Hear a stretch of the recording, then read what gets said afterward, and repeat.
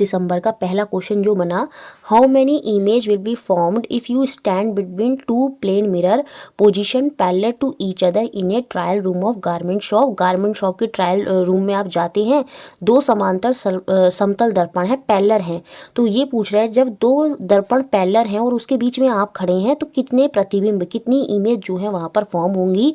तो वहाँ पर आपकी इनफाइनाइट नंबर ऑफ इमेज जो है वो फॉर्म होंगी। क्यों? क्योंकि दोनों मिरर पैरेलल हैं। लेकिन अगर दोनों मिरर कोई एंगल पर होते, जैसे यहाँ पर देखिए ये 40 डिग्री के एंगल पे हैं सपोज, अब इस बीच में यहाँ कोई ऑब्जेक्ट होता तो उस केस में कितने प्रतिबिंब बनते, तो उसका फॉर्मूला होता है 360 डिवाइडेड बाय जो एंगल होता है 40 डिग्री। तो यहाँ पर इसको कट करेंगे, ये हो जाएगा 4 9 36। तो उस केस में आपके कितने इमेज बनती, उस केस में आपकी जो 9 इमेज हैं वो वहाँ पर बन जाती। ऑड आता है तो उसको एज इट इज छोड़ देते हैं, अगर इवन आता है तो 1 हम उसमें से माइनस जो है वो कर देते हैं। तो ये आपको क्लियर हो गया होगा कि जब दो प्लेन मिरर के बीच में गैप है, पैरेलल पर हैं, तो वहाँ इनफाइनाइट इमेज होती हैं। लेकिन जब वो किसी पॉइंट पर मिलकर कोई एक एंगल बना रहे होते हैं और उसके बीच में अगर कोई ऑब्जेक्ट होता है तो उस केस में हम फॉर्मूले के थ्रू जो है वो सॉल्व करते हैं। अगर ये आपका सपोज अब जैसे कोई 60 डिग्री का एंगल होता तो उस केस में हम 60 से करते, तो 6 6 36। इस केस में अब ये इवन आया, इवन के केस में हम हमेशा 1 माइनस करेंगे, तो वहाँ पर नंबर ऑफ इमेज कितनी हो जाएंगी आपकी 5 हो जाएंगी। लेकिन अभी जब मैंने पीछे कराया था तो उसमें ऑड आया था, तो वहाँ पर हमने उसको एज इट इज जो है वो छोड़ दिया था। Next question second, a piece of copper is put in a test tube. एक जो कॉपर है भैया वो परख नली में रखा जाता है, और भैया परख नली में क्या है, हाइड्रोक्लोरिक एसिड जो है वो परख नली में है। यहाँ पर बताना है कौन सा कथन सत्य होगा, कौन सा स्टेटमेंट ट्रू है। थ्योरी में जब हम पढ़ते हैं तो हम देखते हैं कि जो कॉपर होता है वो बहुत कम रिएक्टिव होता है। यहाँ पर लिखा भी है, ये पूरी रिएक्टिविटी सीरीज है, इसमें जो हाइड्रोजन से ऊपर हैं ये जो है मेटल जो है वो एसिड के साथ रिएक्ट करेंगे। मेटल की बात हो रही है, धातु की बात हो रही है, तो वो एसिड के साथ रिएक्ट कर जाते हैं, और जो सॉल्ट होता है और हाइड्रोजन गैस है वो वहाँ पर वो उत्पन्न करते हैं। लेकिन जब मैं बात कॉपर की करती हूँ तो ये बहुत ही लीस्ट रिएक्टिव होता है, ये रिएक्शन नहीं करता। एनसीईआरटी में साफ साफ बताया गया है, तो नो रिएक्शन जो है वो टेक प्लेस होगी, कोई अभिक्रिया नहीं होगी। तो ऑप्शन ए यहाँ पर सही होगा। लेकिन अब क्वेश्चन कैसे बन सकता है, यहाँ पर बोल देगा आपको सल्फ्यूरिक एसिड H2SO4। एनसीईआरटी में ये भी बताया है कि ये कॉपर हाइड्रोक्लोरिक एसिड के साथ रिएक्शन नहीं करता, लेकिन यही कॉपर जो है सल्फ्यूरिक एसिड के साथ जो है रिएक्शन कर जाता है जब हम उसे गर्म करते हैं। तो ये बात भी आप याद रखेंगे। नेक्स्ट क्वेश्चन देखते हैं, क्वेश्चन नंबर 3, बहुत ईजी क्वेश्चन है। ये जो कॉपर होता है, ये जो कॉपर है, जब इसको बहुत लंबे समय तक अगर आप रेनी सीजन में रखते हैं तो बताइए उस पर कैसे कलर की कोटिंग जो है वो जम जाती है। यहाँ पर उस पर ग्रीनिश कोटिंग जो है वो जम जाती है, और वो जो ग्रीनिश कोटिंग होती है, वो जो हरी परत होती है, वो किसकी होती है, वो आपकी कॉपर हाइड्रोक्साइड की होती है, और साथ में CuCO3 कॉपर कार्बोनेट की वो परत होती है। इंपॉर्टेंट है क्वेश्चन, यहाँ पर लिखा भी है, तो ऑप्शन नंबर ए जो है वो यहाँ पर सही है। नेक्स्ट क्वेश्चन है, कौन से हाउस होल्ड सब्सटेंसेस हैं, कौन से घरेलू पदार्थ हैं जो लाल लिटमस को नीला कर देंगे, जो रेड लिटमस को ब्लू कर देंगे। रेड को ब्लू कौन करते हैं, वो आपके करते हैं बेस, वो करते हैं क्षारक। अब हमें यहाँ पर पहचानना है कौन बेस होगा, तो बेकिंग सोडा और ब्लीच जो है वो यहाँ पर बेस होंगे। बेकिंग सोडा, ये वही बेकिंग सोडा है जो क्वेश्चन आपका एग्जाम में बना था अभी 28 दिसंबर या 29 में, कि दूध को लंबे समय तक रखने के लिए मिल्क मैन उसमें क्या मिलाता है, उसमें वो बेकिंग सोडा ही जो है वो मिलाता है, जिसे हम क्या बोलते हैं, सोडियम बाइकार्बोनेट भी बोलते हैं, NaHCO3। सोडियम बाइकार्बोनेट एक बेस है, तो जो मिल्क होता है उसमें एसिडिटी ज़्यादा होती है, तो उससे ख़राब होने के चांसेस होते हैं, तो उसमें बेस मिला देता है ताकि वो लंबे समय तक टिक सके। तो बेकिंग सोडा इस तरह से भी क्वेश्चन बना था एक। तो यहाँ पर बेस जो होते हैं वो क्या करते हैं, वो लाल को नीला करते हैं। तो ये यहाँ पर A और D मेरे बेस होंगे, इट मीन्स ऑप्शन 4 यहाँ पर सही हो जाएगा। लेकिन जो एसिड होते हैं वो क्या करते हैं, वो लिटमस पेपर में नीले को लाल कर देते हैं। Next question 5th, identify the pair of material that burn with a flame. उन जोड़ों को पहचान करिए जो ज्वाला के साथ दहन देते हैं। देखिए ये ज्वाला के साथ जो दहन देंगे मतलब प्योर जो वहाँ पर जलेंगे, जिनमें आग जो है वो उत्पन्न होगी। तो यहाँ पर जो आंसर होगा वो आपका ऑप्शन नंबर ए होगा, कपूर और मैग्नीशियम। कपूर आप जलाते हैं, आप देखते हैं प्योर पूरा अच्छे से जलती है, पूरी आग देती है ना, पूरी ज्वाला वहाँ पर जो है वो दहन के साथ जो है फ्लेम जो है वहाँ पर हमें देखने को मिलता है। मैग्नीशियम का हम एनसीईआरटी में पढ़ते हैं, उसको आग के पास लेकर जाते हैं तो उसकी राख बन जाती है, फिर उसको पानी में डालते हैं तो मैग्नीशियम हाइड्रोक्साइड बन जाता है। और जो मैग्नीशियम हाइड्रोक्साइड होंगे, जो मेटल के ऑक्साइड होते हैं वो क्या होते हैं, वो आपके बेसिक होते हैं नेचर में, और बेसिक क्या करते हैं, लाल को नीला कर देते हैं। तो ये सारा हम पढ़ते भी हैं। तो मैग्नीशियम और कैम्फर यहाँ पर आ जाएगा। कोयले के बारे में आप देखते हैं तो उसमें पूरी एक जो दहन है, जो फ्लेम है वो नहीं दिखता, उसमें धुआं दिखता है, तो इस वजह से कोल बाहर हो जाएगा। यहाँ पर जो चारकोल है ऐसी उसमें होता है, उसमें भी धुआं ज़्यादा होता है, फ्लेम जो है वो प्रॉपर नहीं होती। तो इसलिए ऑप्शन नंबर ए जो है वो हमारा यहाँ पर आंसर हो गया। नेक्स्ट क्वेश्चन 6 यहाँ पर बन रहा था क्वेश्चन कि हमें सही कथन बताने हैं किसके बारे में, क्लोनिंग के संदर्भ में। क्लोनिंग में क्या होता है, एग्जैक्ट कॉपी जो है वो ऑर्गेनिज्म की बन जाती है। It is possible only in animal, नहीं ये एनिमल नहीं, प्लांट्स के अंदर भी हो सकती है। तो ये ए स्टेटमेंट तो यहाँ पर गलत है। यहाँ पर एग्जैक्ट रेप्लिकेशन ऑफ सेल हो जाता है, बिल्कुल किसी कोशिका, किसी जीवांत या किसी भाग का, मतलब कोई ऐसा नहीं, पूरी कोशिका भी हो सकती है, कोई जीवांत भाग भी हो सकता है, या पूरा जीव भी जो है वो सटीक प्रतिलिपित हो जाता है, सटीक जो है उसका रेप्लिकेशन हो जाता है, चाहे वो सेल का भी हो सकता है, किसी लिविंग पार्ट का भी हो सकता है, या पूरे ऑर्गेनिज्म का भी हो सकता है। ये बात सही है। It result in a large number of offspring, बिल्कुल इसमें बहुसंख्या के संताति की उत्पत्ति होती है, ये इंपॉर्टेंट है, याद रखेंगे। तो यहाँ पर जो ट्रू है वो बी और सी है, मतलब ऑप्शन 3 यहाँ पर सही है। नेक्स्ट क्वेश्चन 7, यहाँ पर हमको कथनों को ध्यानपूर्वक पढ़ना है और सही विकल्प का चयन जो है वो करना है। अभिकथन असर्शन हमको दी है, एक प्लास्टिक बॉटल है जो हाफ फिल्ड है बॉइलिंग वाटर से और टाइटली कैप्ड है, ठीक है, therefore get crushed when allowed to rest for some time. उबलते जल में जब आधी भरी बोतल को आप कसकर बंद कर कर रखते हैं, कर देखिएगा ट्राई, तो वो प्लास्टिक की बोतल जो है कुछ समय बाद क्या हो जाती है, वो क्रश हो जाती है वो टूट शांत छोड़े देने पर वो टूट जाती है। ऐसा क्यों होता है, उसके पीछे रीज़न जो दिया है वो बिल्कुल सही दिया है। एयर प्रेशर जो है वहाँ पर घट जाता है, जैसे जैसे टेम्परेचर जो है वो आपका घटता चला जाएगा बॉटल में जो तापमान है कम होने पर हवा का दबाव जो है वहाँ पर कम हो जाएगा, और जब प्रेशर कम होगा तो जिसकी वजह से क्या होगा, वो बोतल जो है वो वहाँ पर फट जाएगी। तो यहाँ पर जो आंसर होगा वो ऑप्शन नंबर ए हो जाएगा, कि मतलब बोथ ए और आर जो है वो यहाँ पर करेक्ट हैं, और आर जो है वो उसकी एक ही सही व्याख्यान जो है वो कर रहा है। तो ऑप्शन ए हमारा सही हो जाएगा। नेक्स्ट क्वेश्चन 8, यहाँ पर हमें गलत कथन, इनकरेक्ट स्टेटमेंट जो है वो बताना है। बहुत सिंपल है, बहुत इजीली आपको दिख रहा होगा। तो यहाँ पर जो इनकरेक्ट स्टेटमेंट है वो है ये ऑप्शन डी, निकल और कोबाल्ट जो है मैग्नेट से अट्रैक्ट नहीं होते, चुंबक से आकर्षित नहीं होते। ये बात यहाँ पर गलत है। हम चुंबक मैग्नेट के बारे में यही पढ़ते हैं कि जो मैग्नेट होती है ना वो आयरन, कोबाल्ट और निकल से ही तो जो है अट्रैक्ट होती है, ठीक है, और ये कह रहा है नहीं होती, तो ये पॉइंट यहाँ पर गलत है। और हम पढ़ते हैं जो चुंबक के समान ध्रुव होते हैं, सेम पोल होते हैं, वो हमेशा रिपेल करते हैं, वो प्रतिकर्षण करते हैं। जो बार मैग्नेट होती है उनमें जो अनलाइक पोल्स हैं वो हम एक साथ रखते हैं ताकि वो लंबे समय तक चल सके, है ना। जोड़ों को एक इस तरह रखना चाहिए ताकि जो उनके विजातीय ध्रुव हैं वो एक साथ हों। मैग्नेट अपनी प्रॉपर्टी खो देती है, अपने गुण को खो देती है अगर आप उसे गर्म करते हैं, हीट करते हैं। तो ये सारे स्टेटमेंट सही थे, डी जो है वो यहाँ पर गलत है। नेक्स्ट क्वेश्चन 9, बहुत बढ़िया क्वेश्चन है, बहुत ही दिमाग वाला क्वेश्चन है। एक ऑब्जेक्ट जो है प्लेस करा जाता है in front of a convex lens, किसी बिंब के लिए उत्तल लेंस के सामने कोई जो ऑब्जेक्ट है वो इस प्रकार रखा जाता है कि उसका वास्तविक और आवर्तित प्रतिबिंब लेंस की दूसरी ओर बनता है। यदि उत्तल लेंस के ऊपर आधे भाग को किसी काले अपारदर्शी कागज से ढक दिया जाए तो क्या होगा, ठीक है। अब आपके पास लेंस कौन सा है, कॉन्वेक्स लेंस है, और उसमें जो इमेज बन रही है वो रियल और मैग्नीफाइड बन रही है दूसरी साइड पर, ठीक है। अगर ये कहता है अगर मैं इस कॉन्वेक्स लेंस का ऊपर का आधा हिस्सा अगर ढक देती हूँ तो उससे क्या फ़र्क पड़ेगा जो इमेज यहाँ पर बन रही है। देखिए इमेज जो है वो अभी भी बनेगी, चाहे लेंस का आप ऊपर का हिस्सा ढकें चाहे नीचे का ढकें, उससे फ़र्क नहीं पड़ेगा। लेकिन क्या होगा, जो रे ऑफ लाइट ऊपर भी जाएंगी नीचे भी जाएंगी, तो जो नीचे वाली हैं वो इमेज को बना देंगी, लेकिन ऊपर वाली जो रे ऑफ लाइट है वो कहीं ना कहीं जा नहीं पाएंगे, जिसकी वजह से जो इमेज बिल्कुल क्लियर बननी थी वो इमेज इतनी क्लियर जो है वो वहाँ पर नहीं होगी। कहीं ना कहीं जो उसकी शार्पनेस है, जो उसकी तीव्रता है वो वहाँ पर घट जाएगी। तो ऑप्शन नंबर डी जो है वो यहाँ पर सही हो जाएगा। Next question 10th। देखिए न्यूमेरिक के क्वेश्चन जो हैं, आई बटन में एक वीडियो का लिंक आ रहा होगा जिसमें मैंने आपको 2021 में अलग अलग शिफ्टों में जो सारे न्यूमेरिक बने हैं वो एक साथ आपको करा दिए हैं, तो आप उस क्लास को देख लीजिएगा। यहाँ पर अब मैं न्यूमेरिक सॉल्व नहीं कराऊंगी क्योंकि ये थोड़ा क्लास जल्दी ख़त्म करना है, तो वो क्लास आप देख लेंगे तो 2021 के अलग अलग शिफ्टों के सारे न्यूमेरिक आपको एक साथ वहाँ पर मिल जाएंगे। तो यहाँ पर मैं आपको अभी डायरेक्ट आंसर बताऊंगी, option number C 72 kilometre per hour जो है वो यहाँ पर आंसर होगा।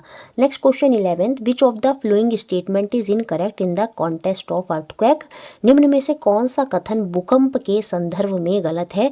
देखिए भूकंप जब हाई मैग्नीट्यूड पर आता है तभी जो है वहाँ पर सुनामी आ सकती है, और यहाँ पर ये कह रहा है कि जो मैग्नीट्यूड है भूकंप का, जो रिएक्टर पैमाना है वो 3 की तीव्रता का है, तो उसमें सुनामी आ पाना जो है बहुत मुश्किल है, वो उसको उत्प्रेरित नहीं कर पाएगा, उसको ट्रिगर नहीं कर पाएगा। तो यही यहाँ पर इनकरेक्ट स्टेटमेंट है। बाकी ये स्टेटमेंट भी याद रखेंगे। स्टडी ऑफ अर्थक्वेक, एक जो स्टडी ऑफ अर्थक्वेक है उसको हम क्या बोलते हैं, सिस्मोलॉजी जो है वो बोलते हैं। तो यहाँ पर गलत स्टेटमेंट था ऑप्शन नंबर सेकंड, मतलब बी ऑप्शन। नेक्स्ट क्वेश्चन देखते हैं 12th। 3 object A B C having different densities. यहाँ पर हमको बोला गया 3 वस्तुएं हैं ए बी सी जिनके घनत्व जो है वो अलग हैं, लेकिन उनका जो साइज़ है वो सेम है, उनका आकार जो है समान है।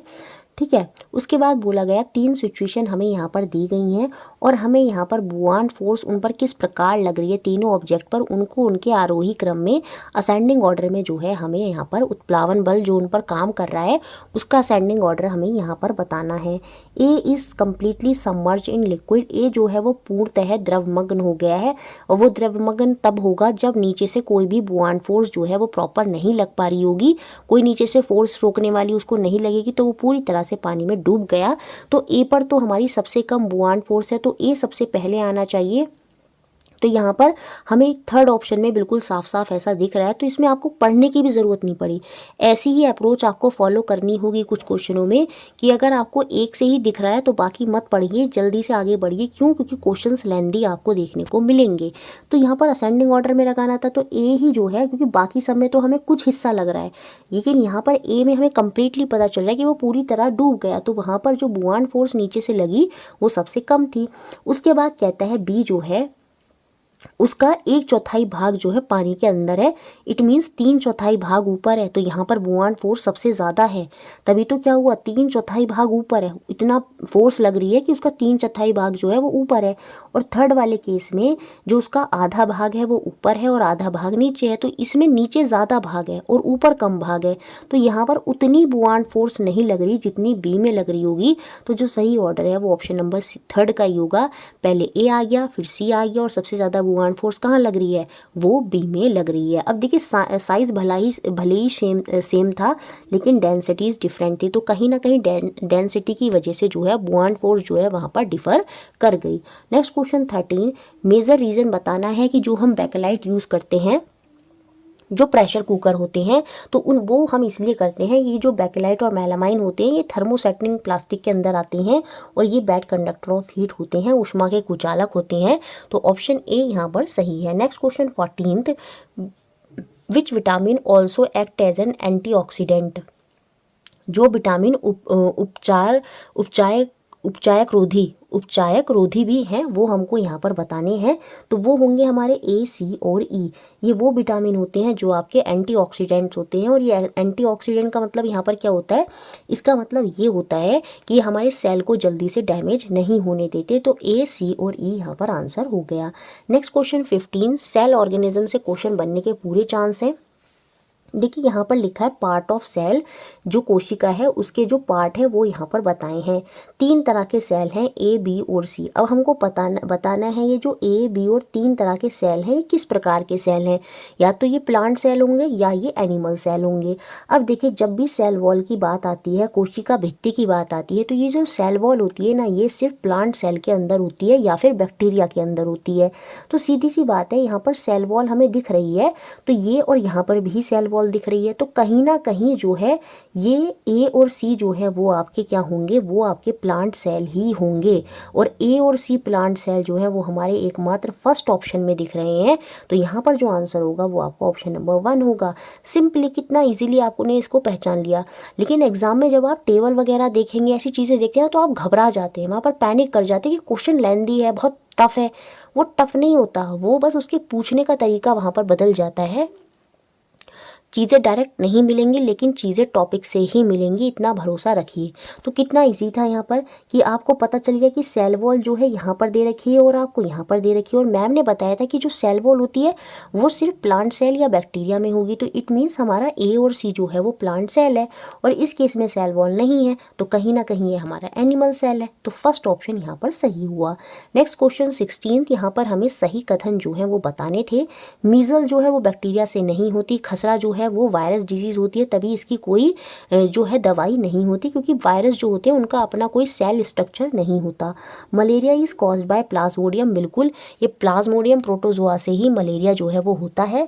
Typhoid is caused by bacteria, बिल्कुल जो टाइफाइड होता है वो सैल्मोनेला टाइफी नामक जीवाणु से होता है, ये बात भी सही है। Leprosy is caused by virus, ये गलत है। ये जो कुष्ठ रोग होता है जिसे हम हैंसन रोग भी बोलते हैं, ये वायरस से नहीं, ये आपका बैक्टीरिया से ही होता है। माइकोबैक्टीरियम लेप्री नामक एक बैक्टीरिया होता है, माइकोबैक्टीरियम लेप्री नामक एक बैक्टीरिया होता है, जिससे आपको लेप्रोसी जो कुष्ठ रोग है वो होता है। तो यहाँ पर जो करेक्ट स्टेटमेंट है वो बी और सी है, इट मीन्स ऑप्शन सेकेंड यहाँ पर सही है। नेक्स्ट क्वेश्चन 17, यहाँ पर कुछ कथन दिए हैं, इनको पढ़कर सही विकल्प का चयन जो है वो हमको करना है। जो हैन होती है, जो मुर्गी होती है, उसमें बाह्य निषेचन होता है, एक्सटर्नल फर्टिलाइजेशन होता है नहीं। देखिए जैसे हम ह्यूमन है, मैं गर्ल हूँ, आगे चल के मेरा बेबी होगा, तो मेरा जो बेबी है वो मेरे मेरे अभी फिलहाल मैं ऐसे ही बोल देती हूँ, वो मेरी बॉडी के अंदर है, तो मेरी बॉडी के अंदर है ना, तो मेरा फर्टिलाइजेशन इंटरनल है। तो हैन जो होती है वो भी तो अपने जो अंडा देती है वो अपनी बॉडी के अंदर ही करती है, तो वो इंटरनल फर्टिलाइजेशन है, ना कि एक्सटर्नल। एक्सटर्नल फर्टिलाइजेशन हमें फ्रॉग जो कछुआ होता है, जो एक्वेटिक एनिमल होते हैं, उनमें देखने को मिलता है एक्सटर्नल फर्टिलाइजेशन, कि उनके अंडे बाहरी जो है वो फर्टिलाइजेशन करते हैं। तो यहाँ पर ये बात गलत है। हैन इज अ ओविपोरस एनिमल, ये बात सही है। मुर्गी एक अंड प्रजनन जंतु है, बिल्कुल। ओविपोरस वो होती हैं जो अंडे देती हैं, और विविपोरस वो होती हैं जो यंग वंस को, बच्चों को जन्म देते हैं, वो विविपोरस होते हैं। जो फीमेल होंगी वो विविपोरस हैं, लेकिन जो मुर्गी है वो अंडा देती है, तो वो ओविपोरस है। तो यहाँ पर S2 तो सही है, लेकिन S1 हमारा फॉल्स है, तो ऑप्शन 3 यहाँ पर सही हो गया। नेक्स्ट क्वेश्चन 18, यहाँ पर फिर से कथन दिया, उसको पढ़कर हमें सही विकल्प बताना था। देखिए ये था आपका रेटिना के पीछे जो सेल होते हैं, कॉन सेल और आपका रॉड सेल। कॉन सेल को हम बोलते हैं शंकु, और रॉड सेल को हम बोलते हैं छड़े। देखिए ये जो शंकु होते हैं, ये कॉन सेल जो होते हैं, ये हमें दिन में देखने में मदद करते हैं, ये क्योंकि सेंसिटिव होते हैं ब्राइट लाइट की तरफ। लेकिन ये जो रॉड सेल हैं, उनमें ये रॉड सेल जो होते हैं, जो डिम लाइट की तरफ सेंसिटिव होते हैं, रात में देखने में मदद करते हैं हमारी, वो इनमें बहुत ज़्यादा होते हैं, जिसकी वजह से वो रात में जो है अच्छा देख पाते हैं। और ये जो कॉन सेल हैं वो उनके अंदर कम होते हैं, जिसकी वजह से उन्हें दिन में जो है वो अच्छा दिखाई नहीं देता। और यहाँ पर जो असर्शन और रीज़न है वो दोनों ही सही हैं। A bird like owl can see very well in night but not during day, बिल्कुल। उल्लू जैसा पक्षी रात में बहुत अच्छी तरह दिखता है, लेकिन दिन में नहीं। Night birds have a few cones, बिल्कुल। इसके पीछे कारण यही है कि जो रात के पक्षी होते हैं उनके अंदर फ्यू कॉन्स होते हैं, जबकि लार्ज नंबर ऑफ रॉड्स जो हैं, रॉड सेल्स जो होते हैं, जो रॉड कोशिकाएं होती हैं, जो छड़े कोशिकाएं होती हैं, वो उनके अंदर ज़्यादा होती हैं, क्योंकि वो रात में देखने में मदद करती हैं। उसी की वजह से वो जो है रात में अच्छा देख पाती हैं। तो ऑप्शन नंबर 1 जो है वो यहाँ पर सही होगा। दोनों A और R सही है और आर उसकी सही व्याख्यान भी कर रहा है। Increasing the consumption of which of the flowing would help you increase the level of carbohydrate in your body. निम्न में से किसका सेवन बढ़ाना आपके भोजन में कार्बोहाइड्रेट के स्तर को बढ़ाने में मदद करता है। वो फूड जो कार्बोहाइड्रेट में रिच होते हैं, व्हीट, राइस, मेज, ये सारे कार्बोहाइड्रेट में रिच होते हैं। तो ऑप्शन नंबर 1 जो है वो यहाँ पर सही हो गया। नेक्स्ट क्वेश्चन, अब देखिए बाकी सारे ऑप्शन जैसे यहाँ पर ये जो सोयाबीन है और ये ग्राउंड नट है, ये आपके प्रोटीन के अच्छे सोर्स जो है वो सोर्स हैं। नेक्स्ट और 20 क्वेश्चन जो 20 दिसंबर में था, लास्ट क्वेश्चन, कुछ स्टेटमेंट दिए हैं, कुछ कथन दिए हैं, उनको पढ़कर सही विकल्प का चयन जो है हमको करना है। यहाँ पर क्या कह रहा है असर्शन के केस में आपसे कि जो द स्पीड ऑफ साउंड है वो ज़्यादा होती है हॉट समर डे में then on a cold winter day. बिल्कुल, क्यों? क्योंकि जो हॉट समर के टाइम में जो पार्टिकल्स होते हैं वो ज़्यादा वाइब्रेशन करते हैं, एनर्जी वहाँ पर ज़्यादा प्रोड्यूस होती है, ज़्यादा वाइब्रेशन होता है, जिसकी वजह से जो वाइब्रेशन जब जल्दी जल्दी होगा तो स्पीड ऑफ जो साउंड है वो जल्दी जल्दी ट्रैवल कर पाएगी, उसमें जो उसकी वेव है वो जल्दी जल्दी भगेगी। तो हॉट समर डे में स्पीड ऑफ साउंड जो है वो ज़्यादा होती है as compared to cold winter day. ये बात यहाँ पर सही है, असर्शन यहाँ पर बिल्कुल सही है। उसके पीछे का रीज़न देख लेते हैं। The density of hot air is less than the density of cold air. ये बात यहाँ पर सही है। देखिए डेंसिटी जो होती है हॉट एयर की, क्योंकि जब वो गर्म होती है तो उसके जो पार्टिकल हैं वो हल्के हो जाते हैं, तो डेंसिटी वहाँ पर कम हो जाती है। तो डेंसिटी जो है वो हॉट एयर की कम होती है as compared to density of cold air. लेकिन इसका इससे कोई संबंध इसके आंसर से ये नहीं लग रहा है कि ये इसका सही रीज़न दे रहा है। तो इसमें हाँ हम ये बोलेंगे कि ए और आर दोनों सही हैं, लेकिन आर जो है वो ए की सही व्याख्यान नहीं करता। तो ऑप्शन सेकंड यहाँ पर हमारा आंसर हो जाएगा। तो ये हमने देखे कौन से 20 दिसंबर की शिफ्ट में पूछे गए